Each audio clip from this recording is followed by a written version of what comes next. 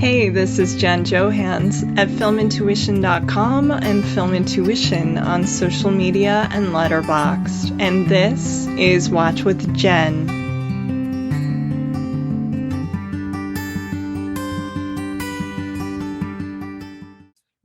Returning to the podcast today, we have the very insightful Roxana Hadadi, a TV critic with Vulture who also writes about film and pop culture.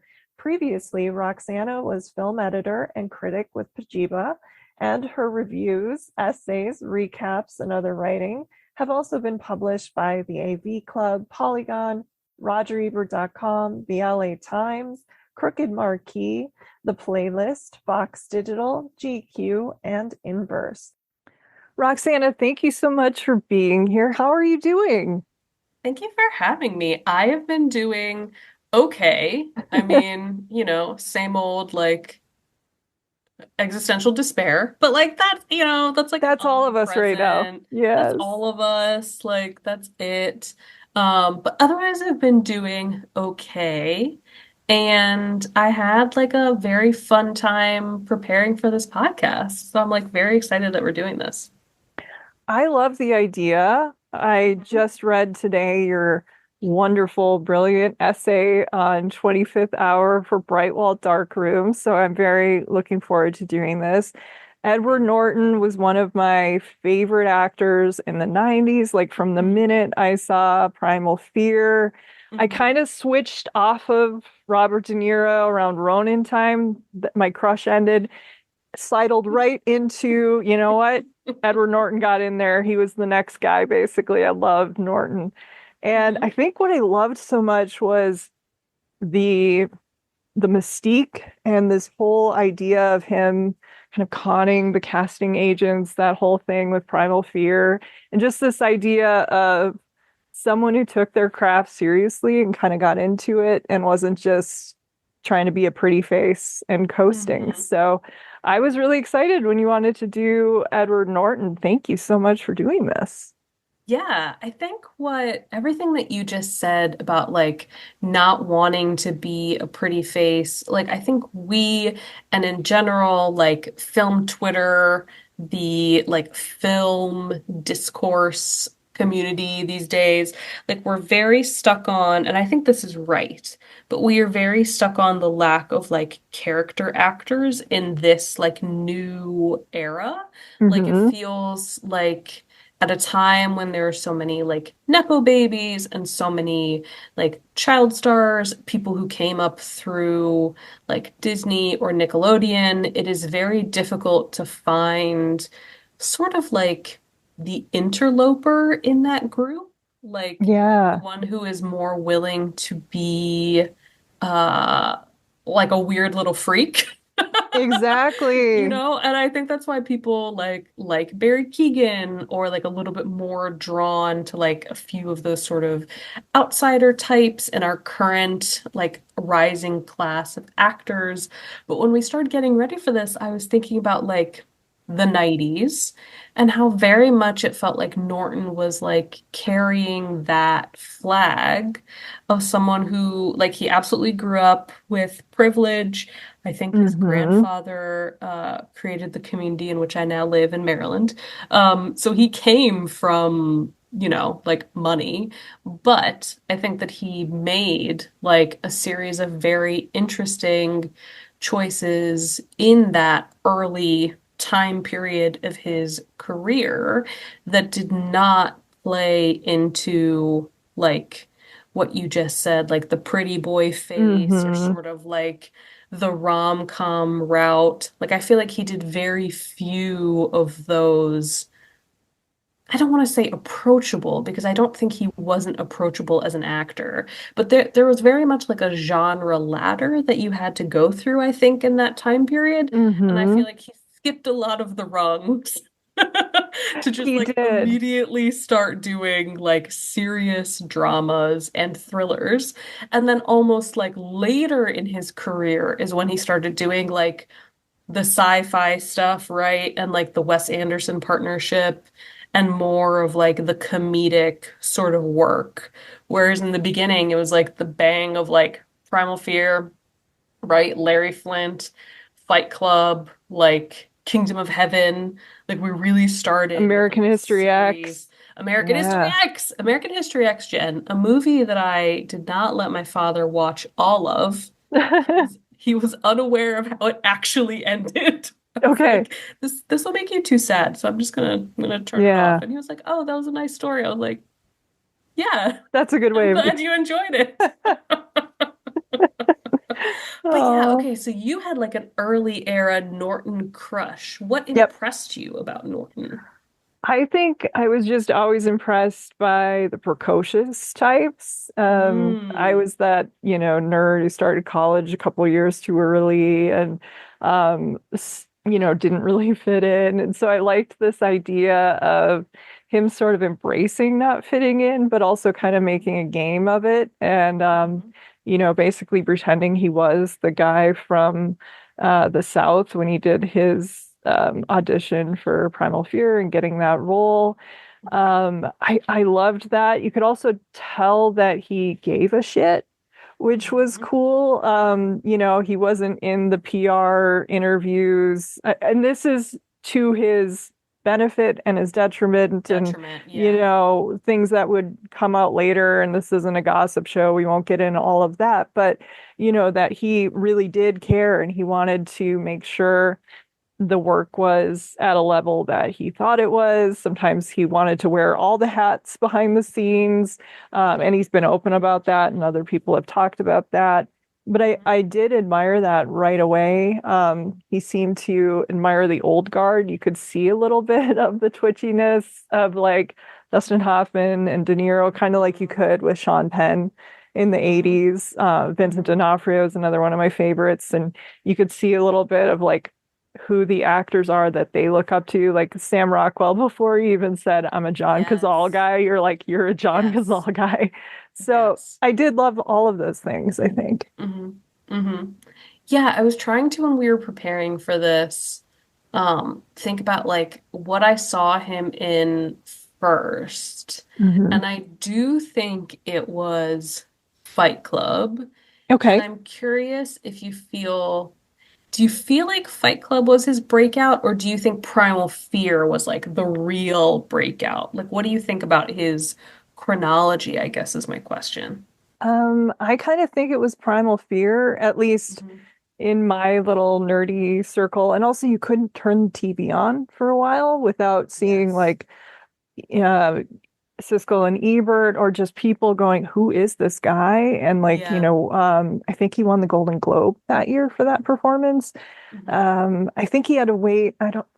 He was nominated for American History X. I know that. I don't remember for Primal Fear. But I do think it was Primal Fear. All of a sudden, we were paying attention to that. I know I saw Larry Flint back then, but it really didn't do too much. Like I didn't remember the movie very much. American History X, of course, left a Yeah. big impression. Hmm. Fight Club. I remember when he got around to like the score and stuff like that, it felt like he was kind of doing what he did already.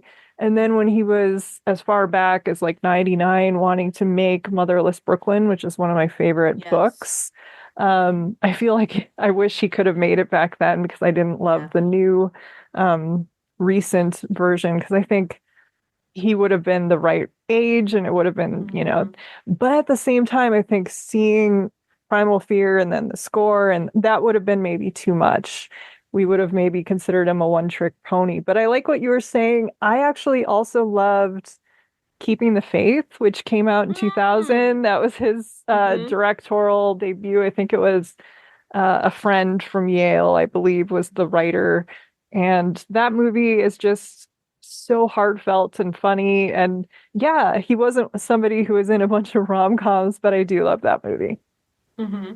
No, I think that's so interesting because even as you were just saying, like Primal Fear, Larry Flint, American History X, I know again, this is something that like I always harp on, especially when we talk, but like when we had network TV and cable TV, Like, I feel like these were shows, these were movies that were on constantly, right? Like, I really Hmm. do feel like I saw Primal Fear on TV. So I saw like an edited version of it, but like I saw it on TV. Fight Club was on, again, edited version, but like constantly on. American History X was constantly on.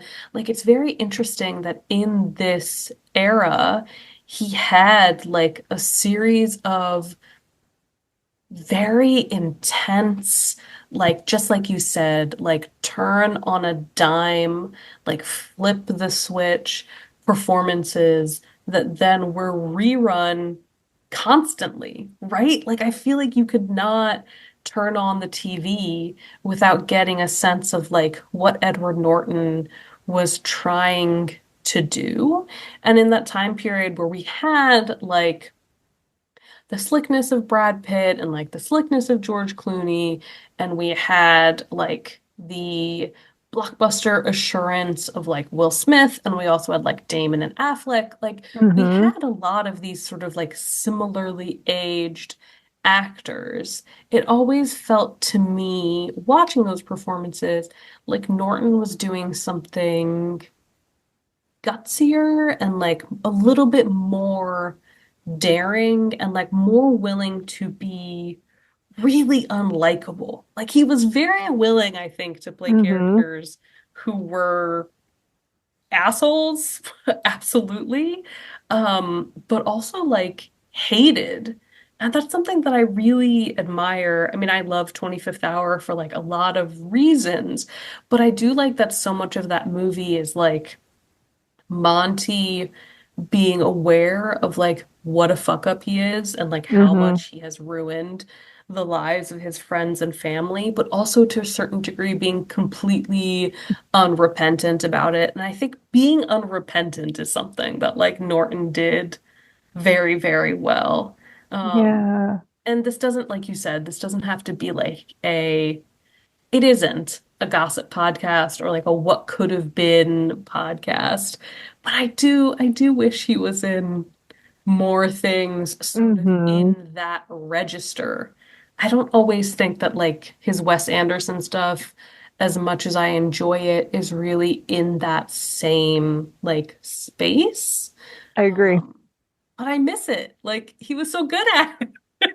He was. Yeah. And listening to you, I think it's really interesting because I'm a little bit older and I remember seeing like all of these movies except for, okay, Flint and American History X I saw on DVD, but everything else pretty much I saw in the theater. Mhm. Like right away it was people were excited. I remember going to Fight Club a couple times in the theater, and it was really cool because you would hear couples and people having conversations and like somebody talking to girls like, oh, you guys are just here for, Brad Pitt. And it was cool to hear like, no, we're fans of Edward Norton. Like people Yeah. were excited. And I was thinking of everything you were saying and our character actors in this era, like Nick Cage was making The Rock and Con Air. He Yeah. kind of had checked out of uh doing that. And Smaller so we indie needed stuff. other Yeah. people to kind of step into that space. Liev Mhm. Schreiber was starting to step into that space, and Mhm. Norton and Liev would make a really good movie called The Painted Veil. I'm sure you saw like Mhm. a Mhm. decade later.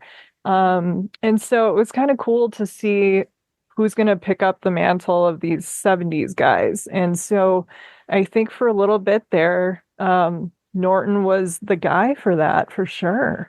Yeah. And I think to your point also, like he really wanted to be the guy also, right? Like Yeah. I didn't read a ton of interviews, but I watched a few for the 25th hour piece and like he very much even back then was talking about like what's the kind of filmmaker he wants to be, like reading the script and like suggesting changes and that doesn't rub everyone the right way. But No. I But he I cared. Yeah. but he cared. Yeah, like I respected that there was sort of a willingness to think, what would my character do and like what makes sense for me as a performer. And especially with Fight Club, I have a hard time And this would probably be a fun thing for me to read if I had prepared better for this podcast. Forgive me, Jen. But to No. read, like, who else was in the running for Fight Club? Because it's so hard for me to even try to, like, imagine a different actor in that Yeah. role because he feels like he fits so well into that Fincher space of like very disaffected protagonist. And obviously, like Brad Pitt was working with Fincher for the second time, but there are so many things Norton does in that performance, like so many like little faces of like self-disgust and Hmm. disgust with the world around him that feel very like barbed and toxic, and you need them to balance out Pitt, who I think in this time period was always playing a little bit smarmy and like a little bit asshole and a little bit Hmm. comedic. And Norton really balanced that out in Fight Club. I do remember Fight Club was my 16th birthday sleepover movie choice. Hmm. And I then became like very obsessed with it. And I had printed out a series. It was like three pictures from some photo shoot that I had printed out. And it's like Norton holding a piece of paper that says fuck and a piece of paper that says you. And then the last picture is like him giving double fingers to the Oh, I camera. remember that. Yep. Yes, and I had printed these out and put them on my bedroom wall. And like years later, my parents like had not messed with my childhood bedroom. I was in college, and I came home, and everything else in my room was untouched, but those three pictures were down. Asked my dad, and I was like, "What happened here?" And he told me that like my little cousins had come to visit and I had Oh, been okay. unable to make it home. And they went up to my bedroom because he was like, go hang out in her bedroom. And they saw it and then were mimicking it. And so my dad had to be like, let me just take down these. Let me take down these pictures. But that was the vibe, right? That was like Yeah. Edward Norton give no fucks, like sort of acting on the edge type vibe. And I will always treasure that Fight Club performance for feeling like it was very tonally correct with the novel and very tonally correct with the world that Fincher had built. So I think that's why I asked you like what you think the breakout was, because to me it feels like Fight Club is the enduring role Hmm. that a lot of people associate him with, but I probably am uh not paying enough attention or respect to how much Primal Fear like blew people's fucking minds. In that kind of way that you're going to be like, Jen, why'd you bring him up? But that Usual Suspects did. The Kevin Spacey way, yeah, Yeah, 100%. because it both of these things involve twists and Yes. but I was also just thinking about Norton and Precocious, and I Hmm. loved accents. I was like the worst Hmm. actor of all time. I did a little bit of community theater and some musicals because I could sing, but I couldn't act out of a paper bag. Like I was the worst. But my boss, when I worked at Hallmark, the store in the mall, Hmm. would let me just kind of run wild, do whatever. And so I would put on accents for a day. Like that Oh was my my thing. And I God. think I was probably inspired by Norton doing that. And I had just Hmm. seen Midnight in the Garden of Good and Evil. Oh my And so God. decided I'm going to be from Savannah. People were Mhm. so nice. And I just stayed in the accent all day. And it became like a game I would play. Like I'm just from Savannah, Georgia, and I moved up to Minneapolis, and so I was thinking about it. Yeah, so Primal Fear, I would say would be the big one for me. I remember when I would babysit, I would recommend movies for people to see. Mhm. And I was one of those like nerdy kids. My dare officer actually, I didn't know this, lived on the next block. And Okay. so recruited me into babysitting when I was like in fourth grade. She called my parents and I had the wildest kids too, like four kids. And I'm like 10 years old babysitting for them. And so like all of a sudden I'm the babysitter of the cops in the neighborhood. And I Oh my remember God. not even thinking of the content. And I had just seen Primal Fear. And I told one of them, yeah, go to Primal Fear. It's amazing. And then he's like, yeah, that guy. Oh my God, he was great on the way home. And then he's like, so did you see this with your friends? I'm like, oh no, I went with my parents. You saw this with your I like love we that. didn't know what it At contained. 10, I love No, that, no, Jen. no, years later. But I Oh, was okay, okay. becoming the babysitter of the Yes, neighborhood yes. started at 10 of all the cops. And then years later, it was, well, if you get her to babysit, she will tell you a good movie to see. Yes, And so then on the way home, it was like, you saw Primal Fear with your parents? Like, that's we didn't amazing. know. Yeah, how could you have known? But the We other had thing no too, idea. to your point about that is like that used to be, again, I'm like the old person like yelling at clouds, but like that kind of quit twist or like the Yeah. usual suspects Wasn't type of spoiled. twist. Yeah, like wasn't spoiled. Like we didn't have the curse of the internet like ruining things for us. And again, you had like a legal thriller that was occupying that like must see movie space. And I Yeah. definitely thought about that like this summer because at Vulture, obviously we covered like Presumed Innocent, the TV show, like Which a was lot excellent. Yeah. because it felt like the Apple TV formula had like finally broken out.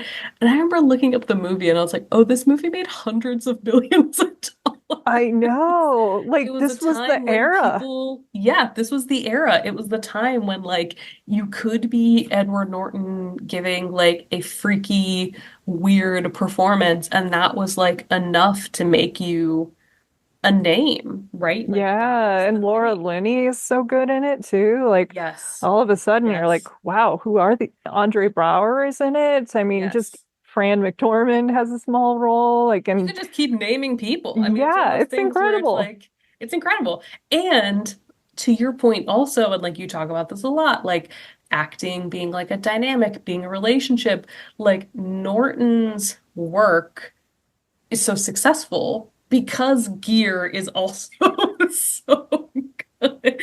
Oh my Gear's God. shot, Amazing. right? Like exceptional. And I think that really was something that Norton was very good at. He was very good at two-handers, I think. He Like, was, sometimes you can see, like Michael Douglas has talked about this a lot. Like when you act with especially up and coming people, you can just mhm, tell they're like waiting for their close up, or when it's mhm, the camera isn't on them, they're not really giving you what they should be giving you. mhm, And like he talked about Tobey Maguire in Wonder Boys just like being almost better when the camera wasn't on him, essentially. mhm, And you can kind of tell like Gear and Norton are marveling at each other and they're like kind of raising each other's game. And mhm, I'm friends with a few actors who love to talk about when you get another actor to actually laugh. And mhm, it's a real laugh and not a fake laugh. mhm, Like that is so exciting to them. mhm. And you can kind of see like Gear's eyes, Yeah, and Norton, like they're feeding off of each other. And I think yeah. what you were saying was so smart too about how he was gutsy enough to play these parts because there are a lot of actors, especially on TV shows, where they want to be heroic. They want because they're worried Mhm. about getting future parts. And I mean, I 100%. I totally get that. Like they have bills to Mhm, pay, families, mhm, mortgages like everybody else. And, Norton was like, I'll do this, sure. And mhm, for the first time out, just going for it. Yeah. mhm. And very much that, like very much just going for it. And it's also something that I think about with like American History X. Like we've joked, I have joked, I don't want to assume for you, but like I have joked about how like the Nazi redemption arc has become something that so many actors now either have to play or choose to play, but it's like the three billboards formula. Garrett Hedlund has done this. Like the idea of being a neo-Nazi who then realizes that they did something wrong is like very Hmm. prevalent in those movies. Yeah. But like, has anybody done a better version of that?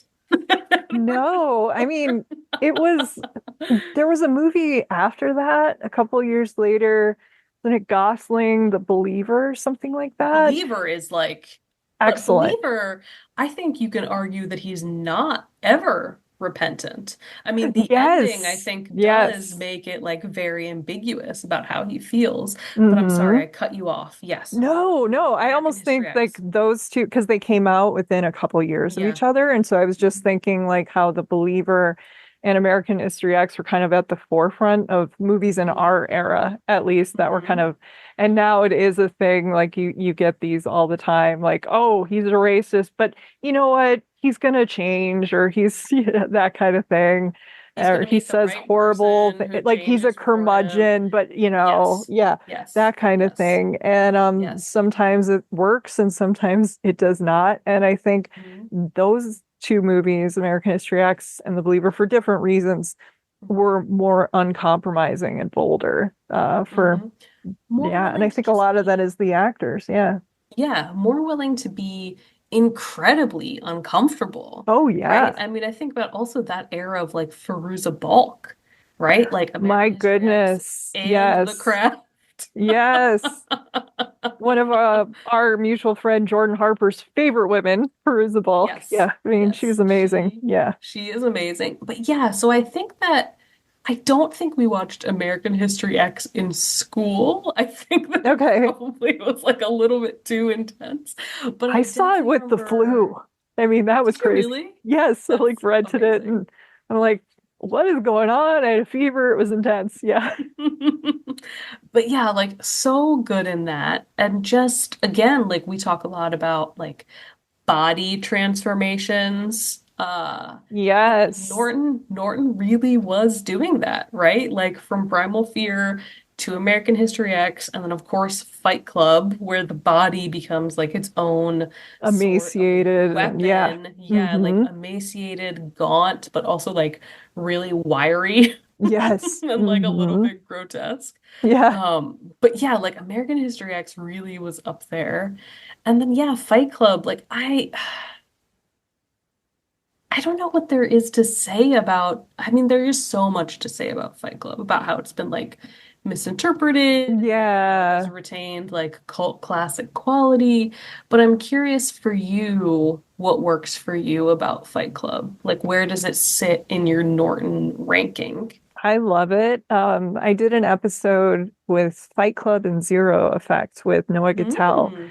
and we Hmm. were talking about unreliable narrators and just kind of this idea of questioning reality and point of view because both of those movies came out, I think, within a year. Zero Effect was like 98, a totally different movie, but also what is the strange link now that I'm thinking about it is Ben Stiller in the one and then Hello, Keeping the Faith. But Hmm. I'm just gonna keep mentioning that movie. That's No. fine. We need to, after we talk about Fight Club, I need you to go long on keeping the Keeping the Faith. faith. I love it. Yes, but Fight Club is a film I love. I love how a woman was the only one with the balls to make the film. Like it had been Hmm. turned down everywhere. And it was the woman at Fox going, we're gonna make this movie. Fincher, I was already a fan of Fincher because of the game. I still love the Game. game. I think it's So just good.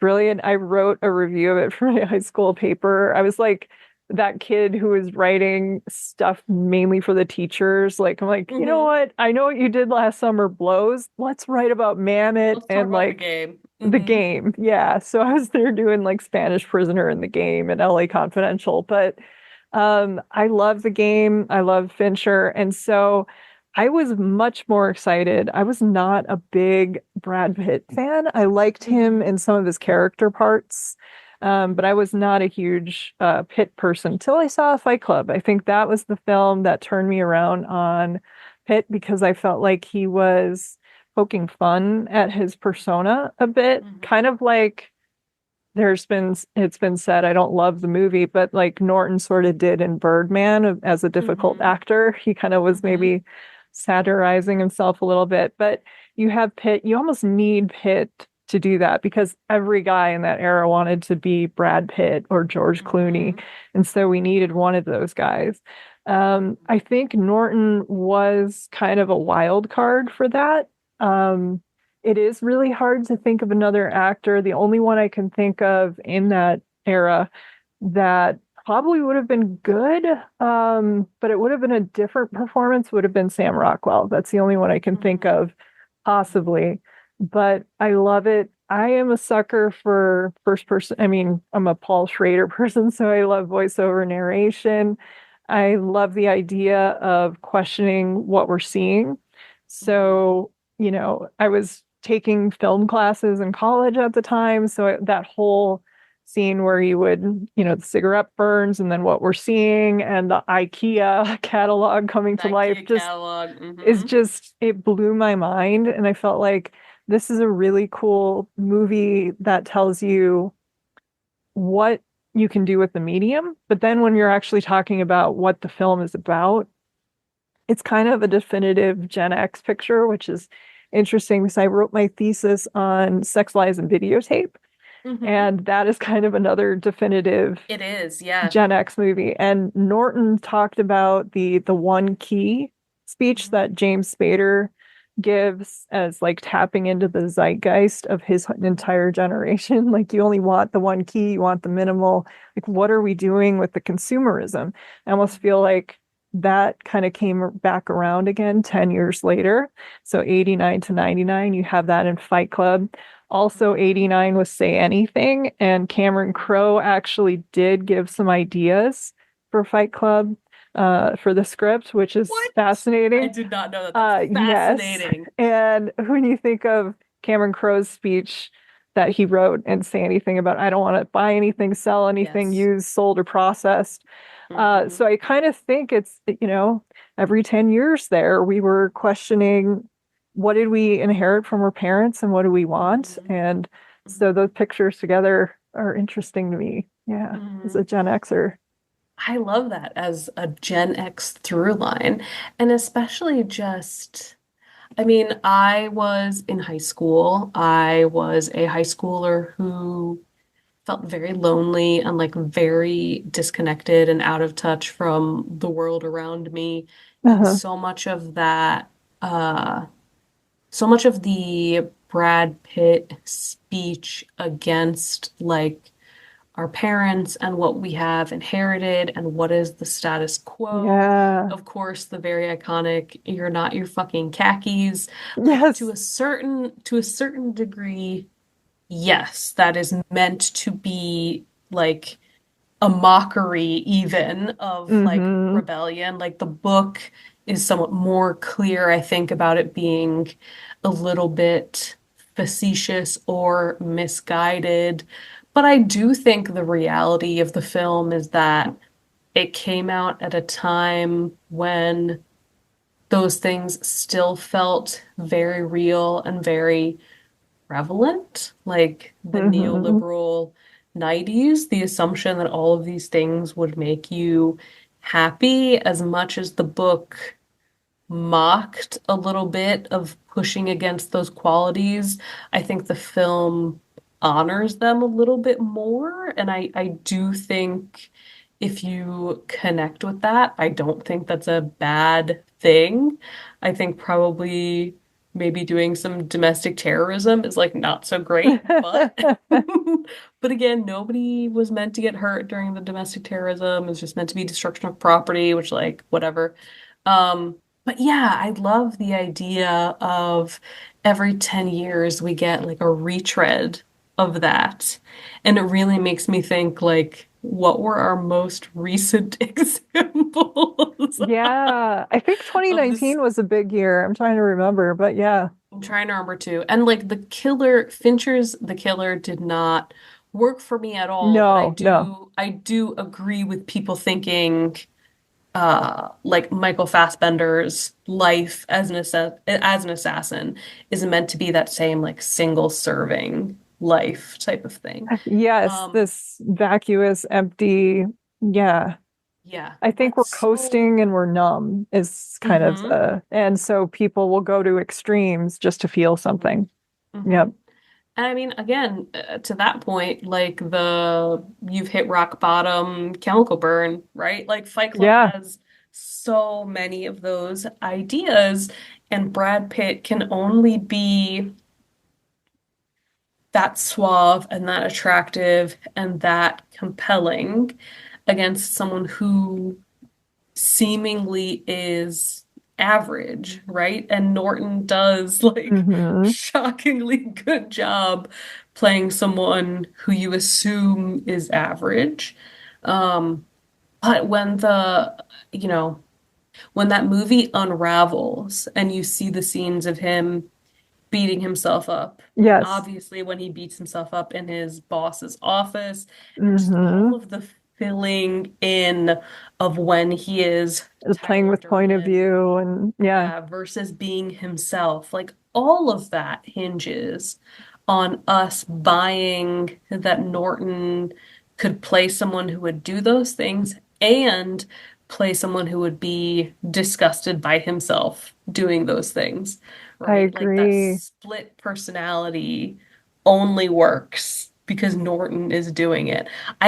Funnily enough, I can't imagine Brad Pitt playing No, not at all. Norton, Mm-mm. And it's right? just they're different actors. And Mhm, like, I can't imagine Norton doing some of the movies that Brad has done. But yeah, I mhm, agree with you. It is interesting too. I mean, they have talked about it being essentially The Graduate. So they were looking mhm, at it as sort of a generational thing. mhm, But even in 99, like watching it, I walked out of that seeing all of the homoerotic subtext, and it was fascinating to mhm. me how many people did not.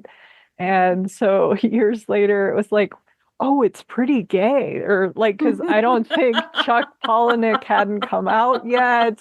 And so it's like, watch it again, people. And I think, like one of my film professors, my favorite, he's gay and he's like, so basically it was mostly the women and like my friends and I, and we're like, it's so fucking gay. And like, Love that. so it was interesting. Yeah. Mhm. I mean, I, everyone is going to see something different in that film, of course. And I yeah. think, and it's all of these things. It's not one Mhm. thing.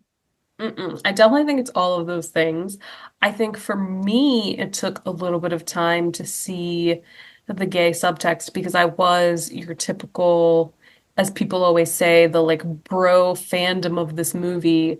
I was very enthralled in the like society bad Oh yeah. aspect of it, which Hmm. I do still think is like very unrelenting and honestly like still very appealing and not wrong. It's So, still extremely timely. Like, yes. I mean, credit card companies and the debt and some of the Mhm. things the questions that it's raising, Mhm. the political is personal and Mhm. all of these things intertwined, kind of like, Norton touching on this stuff. These are issues, he's a very progressive person. His father was an environmental, he was a Marine and then he worked for Jimmy Carter. I mean, so Norton does go after these things that do have points, like bigger picture ideas. And this was around the time of Larry Flynt, of course, with the Mhm. First Amendment, and then a couple years later with 25th Hour. Yeah. Mhm. Which film did you Mhm. want to move on to, Roxana? I feel like we should just dive into 25th Hour. Like I like Flint. I think that he is good in it. It's a minor Again, part. it's Yeah. a minor part. We don't need to talk about the gossip of it all, but I will say that I love Courtney Love being like, maybe I should have married Edward Norton. That is a I really know. Yes. amazing I era had of one good gossip. boyfriend and it was Edward Yeah. Norton. Yes. Can you imagine? I cannot even Yeah. imagine. Yeah. Um, but that is so, again, that is such a funny isn't the right word, but just so reflective of that time, I Yeah. think, that the two of them could be together. But yeah, I think, yeah, let's talk about 25th Hour. I have talked a lot recently about 25th Hour, so I want to know all of your thoughts on this film. Where is it in like your Spike Lee filmography? Were you a fan of the book already? I completely see what you're saying about Norton being drawn to these types of projects. I think this is like the Hmm. highest one. I think that probably fits like a lot of the different boxes of what he believes, but I want to know what you think. Sure. And what's interesting is Toby Maguire wanted to make this one, talking about another Yes. actor who, like Hmm. Michael Douglas, cited as being kind of the antithesis of younger actors without naming the other younger actors, Hmm. as But someone who also was in these scenes. Yeah. but also just amazing because I think most people are still going to see Toby as just Spider-Man. Yeah. So again, like a sort of like sliding doors, what could have happened in Hollywood thing. It is really like a mind fuck to think, what if Toby had made Had this done movie? 25th Hour. Yes, I am a huge Spike Lee fan. I gave the book the Academy Museum put together on Spike Lee to a friend's son last year for Christmas, Mhm. because he loves cinema. I think 25th Hour is one of Spike's best. Mhm. It's kind of the joke, like, Quentin Tarantino makes the joke like all the moms and all the old people love Jackie Brown. I love the Jackie Brown. And Mhm. Spike Lee, I mean, there's the joke, I can't remember who said, like, oh, if somebody talks about Spike Lee, it's going to be a white person talking about 25th Hour, that Fifth kind of, hour, that's 100%. that's a Yes. joke. Yes. And you know what? But I love a lot of Spike Lee movies, but this is definitely one of my faves. I saw it in the theater.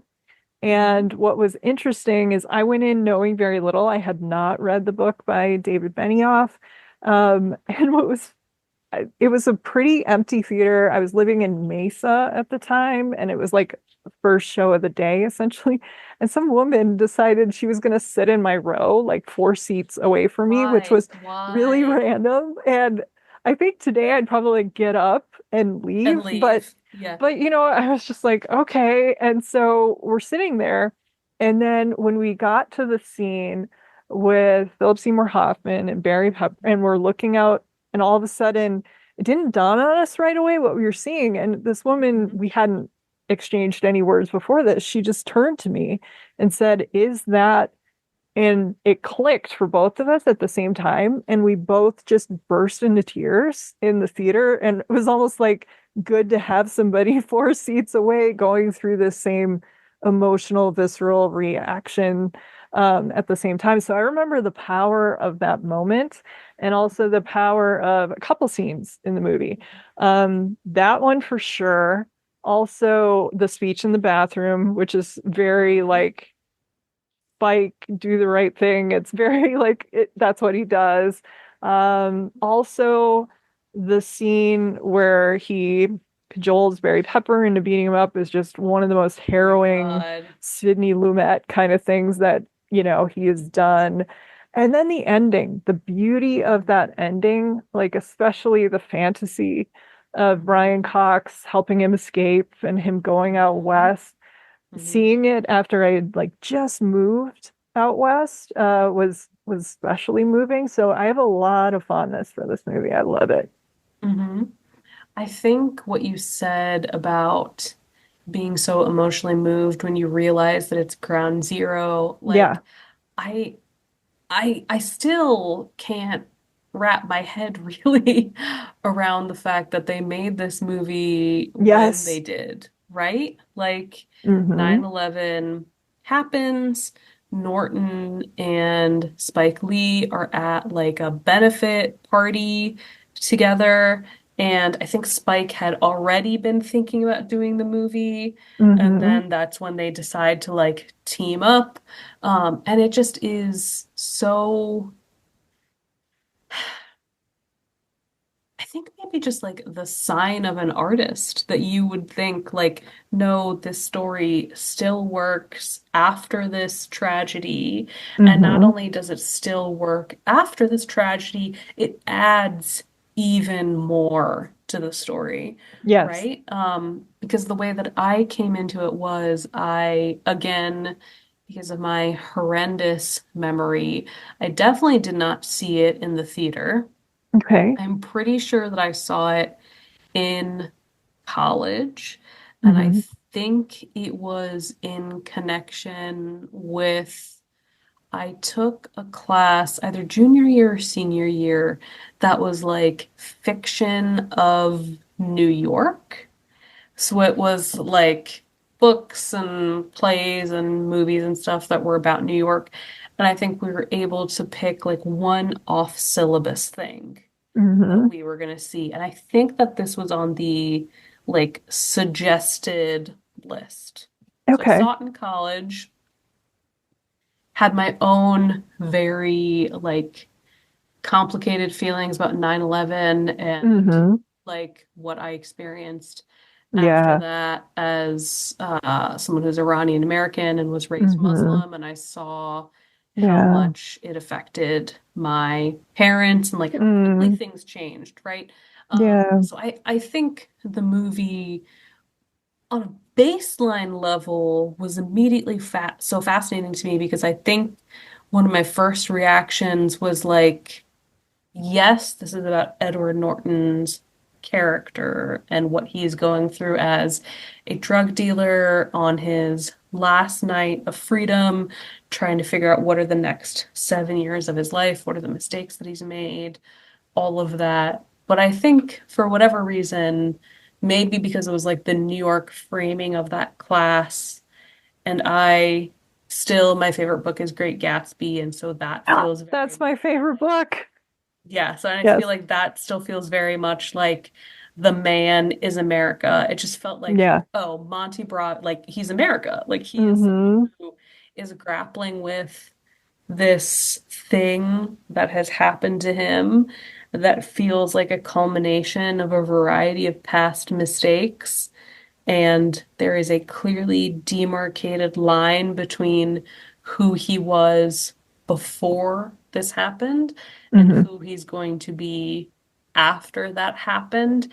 And so I think like that read was very immediate to me.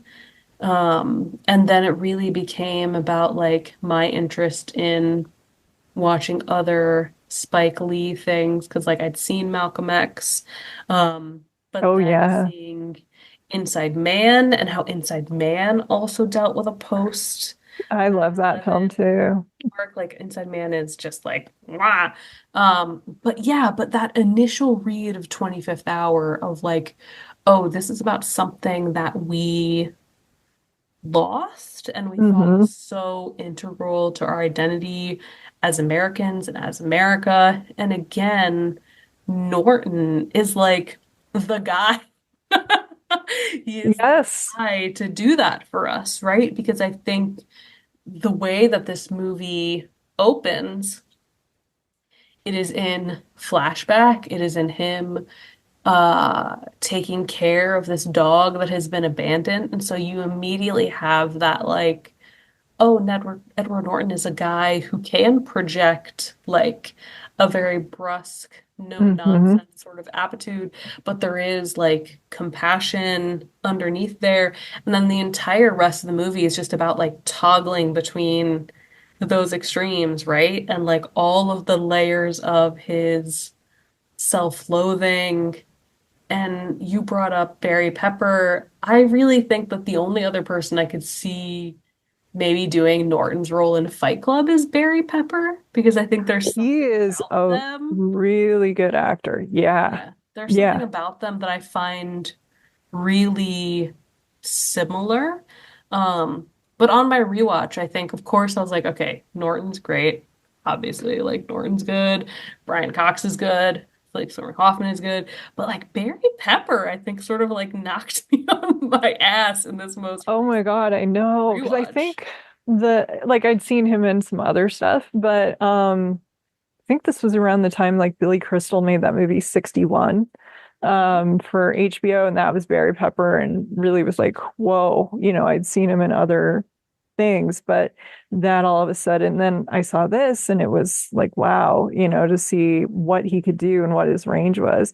I think what you were saying was also really interesting because this is a film where it really kind of gets to the heart of America. I mean, you have the wanting the American dream, taking a shortcut, feeling like you're owed things, but also having this sense of just like everyone always says that they're middle class, like that was a statistic when I took poli sci. Like, it doesn't matter if you make $10,000 or you make 300 a year thousand, you're going to say you're middle class because Yeah. you don't want to be anything else.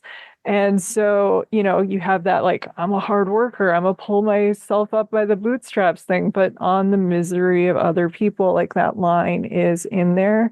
It's also an interesting movie.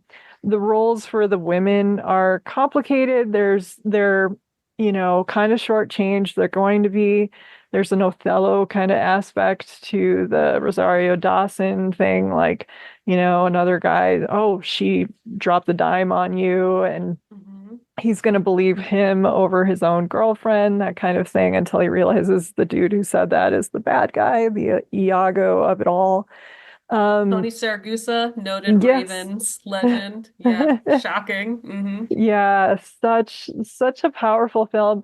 I will say it was weird this, coming around the same time Anna Paquin played a very similar role in The Squid and the Whale with Jeff Daniels, Hmm. where it was like she's Hmm. this sexy college student, or in this case, high school student, and it's just like, what were we doing with Anna Paquin? Like, another, could we have given her some better things to do, or like some more dimension here? But Anna but then again, Paquin's she gets to career. work with Baumbach and Spike Lee, and I'm sure, Yes. I mean, you're Yes. not going to turn that down. I No. love the expressionistic, the photography, neon, Hmm. chiaroscuro. I love you know, the needle drops in this movie are Hmm. fabulous. Brian Cox is good. It's a film about grief. Hmm. And the choices that we made, I think also questions of, do we give people second chances in this country? Hmm. That is a question. And it's interesting because we're dealing with a different aspect or a different side of addiction here. And then in Fight Club, you have characters who the only way they can feel things or like get through emotion is by pretending that they have Yeah. these terrible diseases or addictions and going to 12-step programs, and kind of how an addiction, you might trade addictions. People, I have a lot of friends who are in recovery, and they've traded, they go to cigarettes and then vapes and then that kind Hmm. of thing, then the gum. And Hmm. it's, when does this stuff become something else? And so he might see himself as above these people, but he has his own addictions. Also, question of identity is an important one in this movie, especially with her character and the way she's treated subtly by other, like Barry Pepper, for example. Hmm. Yeah, What it's a does it mean to complicated one. be, yeah, what does it mean to be American? What does it Yes. mean to be a New Yorker? Yeah. Right? Like, what are those identities? To go back to your question of like, what am I owed? I Yes. think that that is handled really well with all, I'm going to consider the three friends the protagonist here, but like Philip Seymour Hoffman's character being a high school teacher and thinking maybe he is owed this kiss Yeah. with Anna Paquin, right? Like he's Yeah. been good. Rationalizing it. Yeah, he's been good. Like he hasn't done anything wrong. Hmm. Barry Pepper being a stockbroker and considering himself like Edward Norton's character's like closest friend.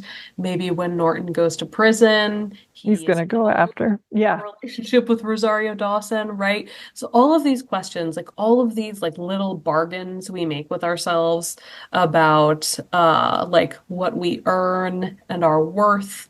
And I was really compelled by what you said about addiction because I think for me, so much of this film tied to that question of the American dream and tied to worth is about compartmentalization. Yes. And I think the movie really tells you that visually because of the way that Norton moves through space, like Hmm. walking his dog, driving this muscle car, Yep. living in this like very nicely decorated apartment over the park. Like he Hmm. is in all of these sort of rarefied or protected spaces. So much so that when he, is taken in by the DEA, they are agents of color. There is a black agent, like I They're amazing. Yeah. The Isaiah actors. Whitlock, is that correct? Yes. Yes. Yes, I'm thinking Senator Clay Davis from The Wire. But yeah, so that again is like this is not what Monty would expect, right? Like his Mm-hmm. life is very organized. He is not meant to be caught, and certainly Mm-mm. not caught by non-white police officers. And I think what's really, again, part of my I can't believe that they made this movie so soon after 9/11. I cannot believe that they did the speech in the Yes. movie because Mm-hmm. the speech is in the book, but what Spike has said is that when Benioff turned in the script because he adapted his own novel, the speech was not in it. And Mm-mm. Benioff told Spike like he couldn't figure out a way to make it cinematic, and Spike Lee was like, "That's my job. Like you don't need to worry about it." Yeah. So they like added it back in. But that speech and how well it brings together um, stereotype and cliche and resentment and hatred and how it so well turns this idea of like New York City is a melting pot where everybody lives Yes. together and like everything is fine and everything is great, We all especially in hate this, each other as much as we love each yeah, other. Yeah, yeah. exactly. Especially in this post 9/11 space. I would not be so bold as to say like I think it's the most radical thing Spike has done because he has done countless radical things, but I think for that time period, like Mm-hmm. to make that movie in that time period and release it, like I think about like he must have had phenomenal power over the product, right? Because Yeah. I can't think about making that type of movie that is so complicated, uh just so complicated and doing so many different things politically. I think Yeah. it's really hard to figure out how we would make something like that now. And I mentioned this in my Brightwell Darkroom essay, but I really think about this movie a lot in connection to Reluctant Fundamentalist because that Mm-hmm. feels I like love that film. Yeah. I love that film, and I think that that book and 25th Hour are really interesting dueling perspectives of like the American dream and what is it to make it in this country, and what does that do to your soul, right, and to your interiority. But I think about like Reluctant Fundamentalist, like that flopped. Like people were not, 10 years after 25th Hour, people were not interested in a movie about 9/11 from a perspective of someone who was radicalized by it, right? So I still really go back to 25th Hour as like, I still can't believe that we made it. I still can't believe that it has like the subtext that it does.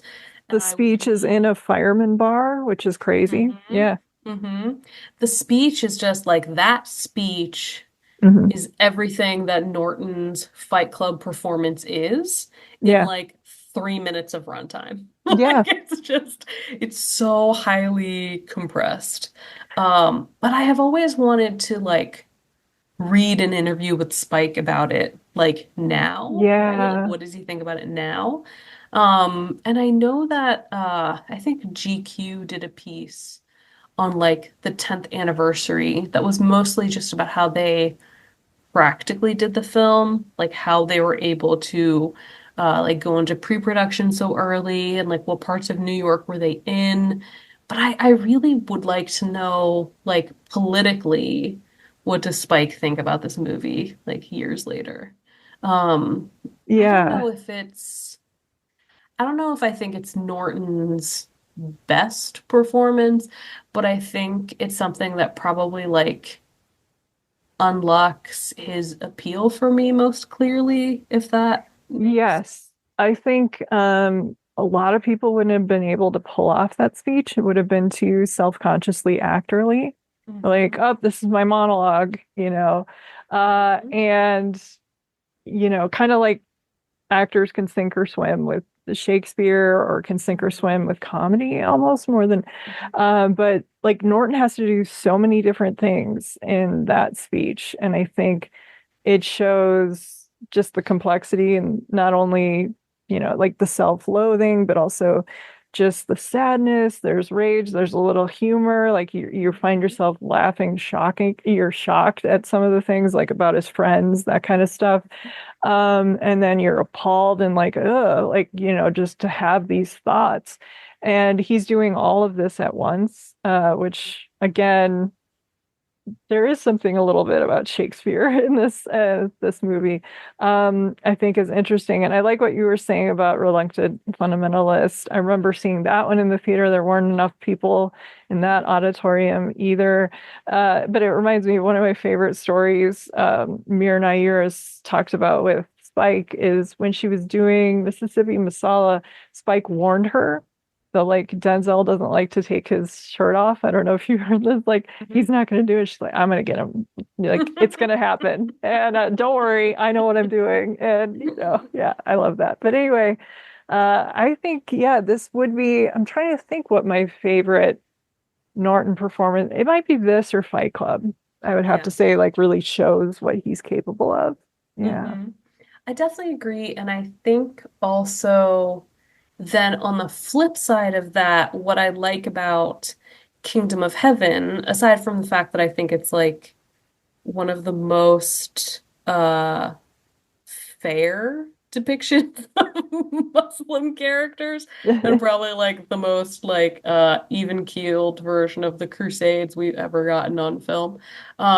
Is everything that Norton does, although he's like wearing the mask, right? Like you don't Yes. see Yeah. Norton's face because he is playing a leader who has leprosy, and so he is wearing this like ornate silver mask.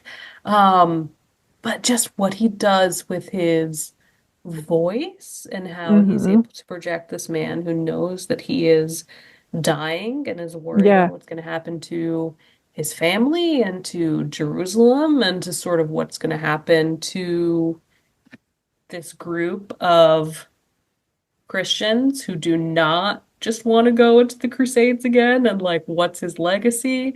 There's a lot there, I think, that speaks to your comment about Norton always seeming like the guy who wanted to dive into those sorts of ethically Yeah. complex Hmm. roles.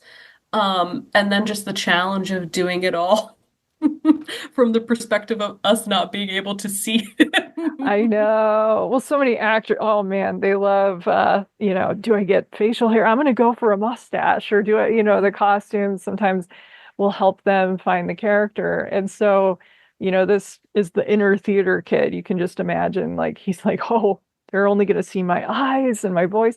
And Mhm. today it'd probably just be like anybody in a mat and then CG, and then he's like standing in a studio and just doing the voiceover. And it'd I be mean, like a that's what we whole, have.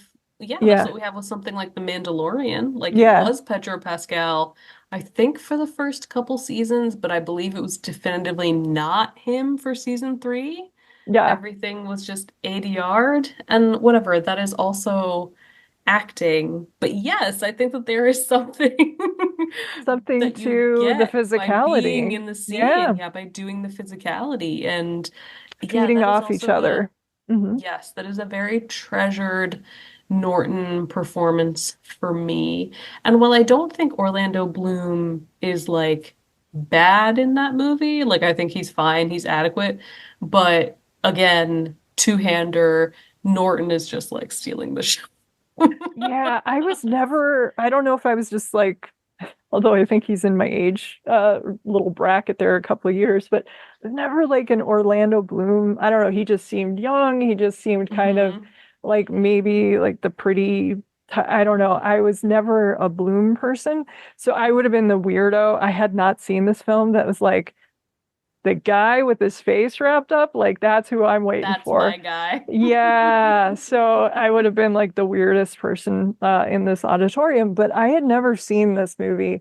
Um, it I like what he does with it. I think it's interesting. If you held a gun to my head and asked me to explain the whole plot and like every could not do it, I'd be here Hmm. dead. The Hmm. podcast would go on. Hmm. I it was Knocking not on my wood. favorite. Thank goodness that you told me about the director's cut because reading more about it, I think I dodged a bullet there. Hmm. But yeah, it was interesting. It was not my favorite, but he was, it was cool to see to contrast these other parts for sure. Yeah. Hmm.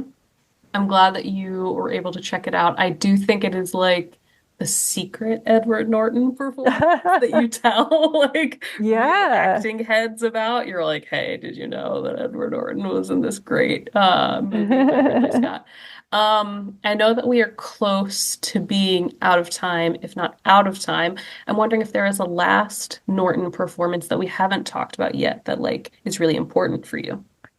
Let me see. I'm on the IMDb Okay. page. Hmm.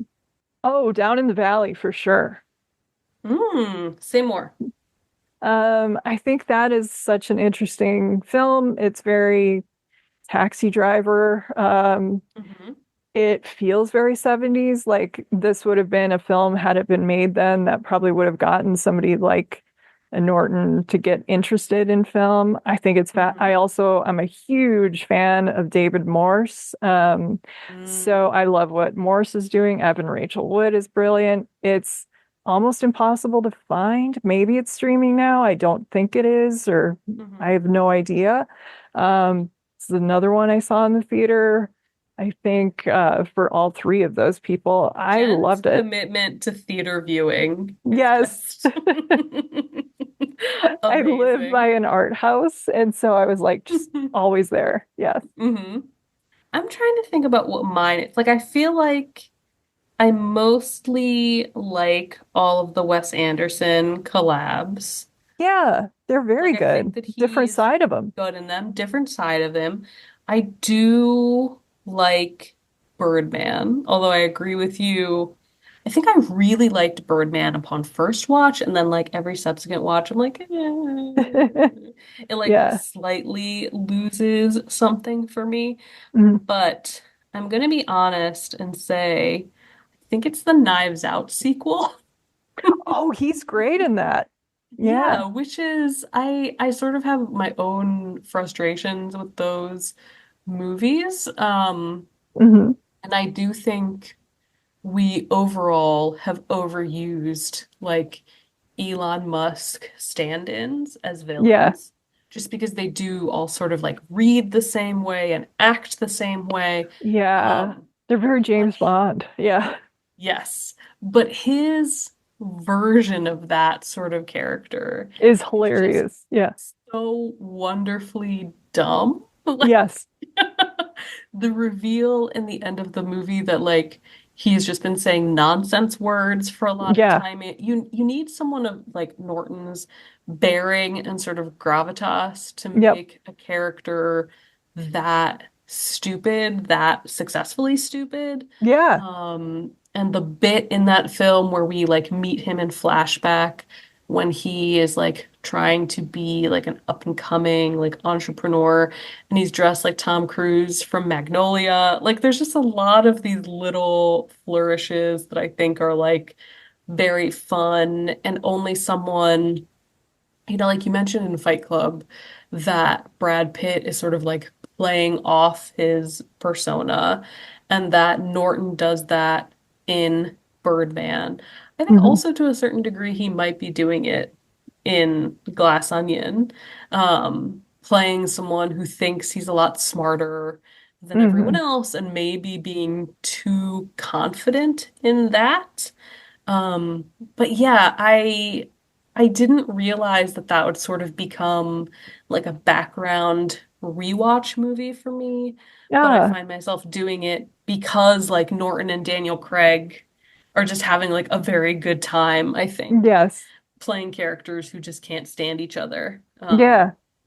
And Norton is like very good at that. So I am glad to see him in something like outside of Wes Anderson, if only because I want him to be doing more Hmm. and the kind of role that lets him be still threatening because he's so good at that, Yeah. but with a little bit of like a lighter touch. Absolutely. No, I love what you were saying. I think that is such an inspired performance. And to cap it off, I'm going to be like, guys, if you haven't seen Keeping the Faith, see Keeping the Faith and The Painted Please. Veil. I love that movie. I'm a sucker for a period romance. Yes. I also think, and I don't think this movie is good, but I do think if you've seen The Prestige, you probably should see The Oh my God, The Illusionist. Illusionist is gorgeous. I love that film. I Thank you, don't Roxana.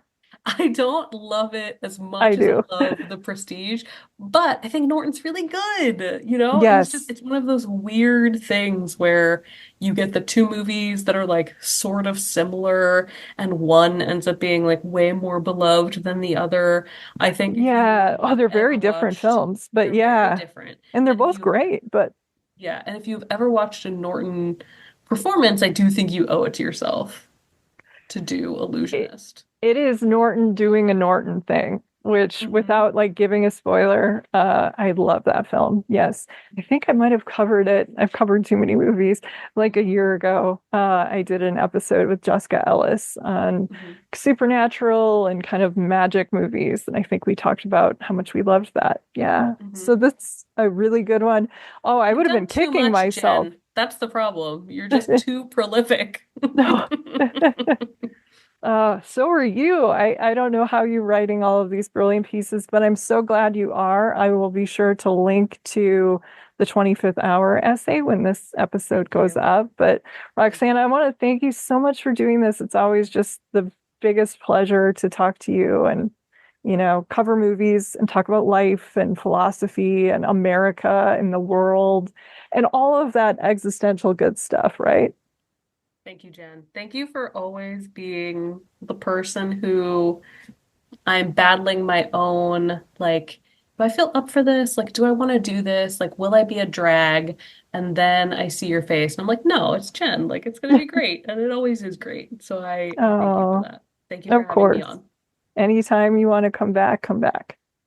I also want to thank everyone for listening, especially my patrons who support the show and help fund my research, equipment, film rentals, RSS fees, and more for as little as $1 per month at the Film Intuition Patreon, which is the home base for the show. Other ways you can support the podcast are by sharing, reviewing, and subscribing to Watch with Jen wherever you get your podcasts, and also checking out the cool merch store hosted and created by our talented logo designer, Kate Gabrielle. You can find the merchandise store, including shirts, tote bags, stickers, and more by visiting filmintuition.com and clicking on the shop link. The show's theme music is solo acoustic guitar by Jason Shaw and is available in the free music archive. You can also reach me or interact with Watch with Jen anytime on Twitter, either at Film Intuition or our Watch with Jen account as well. Well, until next time, please take care and happy movie watching. This is Jen Johans at filmintuition.com and Film Intuition on social media and Letterboxd. And this is Watch with Jen.